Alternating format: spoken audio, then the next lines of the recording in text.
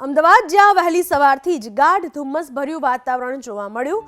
5મી ફેબ્રુઆરીના western ડિસ્ટર્બન્સની અસર થવાની આ સાથે જ અરબી સમુદ્રમાં ભેજ હોવાના કારણે શહેરમાં સવારે વાતાવરણમાં ધુમ્મસ છવાયું હતું। જો કે વહેલી સવારથી ધુમ્મસના વાતાવરણના કારણે વિઝિબિલિટીમાં ઘટાડો થયો, જેના કારણે વાહન ચાલકોને મુશ્કેલીનો સામનો કરવો પડ્યો।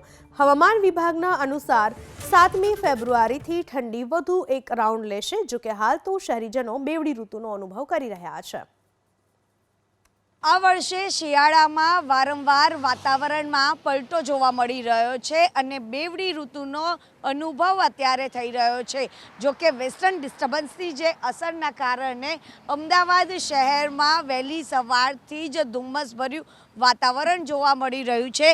હવામાન વિભાગે જે રીતે આગાહી કરી છે, કારણ કે જે અરબી સમુદ્ર તરફથી જે ભેજ આવતો હોવાના કારણે શહેરમાં જે સવારનું જે વાતાવરણ હોય છે તે ધૂંધળું દેખાતું હોય છે અને વિઝિબિલિટીમાં પણ ઘટાડો થતો હોય છે। જો કે 5મી ફેબ્રુઆરી સુધીમાં વેસ્ટર્ન ડિસ્ટર્બન્સ આવવાની શક્યતા છે અને એને જ લઈને સવારે ફૂલ ગુલાબી ઠંડી અને બપોર બાદ ગરમીનો અહેસાસ થતો હોય છે। પરંતુ હવામાન વિભાગે આગાહી કરી છે કે આગામી 7મી તારીખ પછી ફરી એક વખત ઠંડીનો જે માહોલ છે તે જોવા મળશે। પરંતુ હાલ અત્યારે જે લઘુત્તમ જે તાપમાન છે તે યથાવત રહેવાની શક્યતા છે।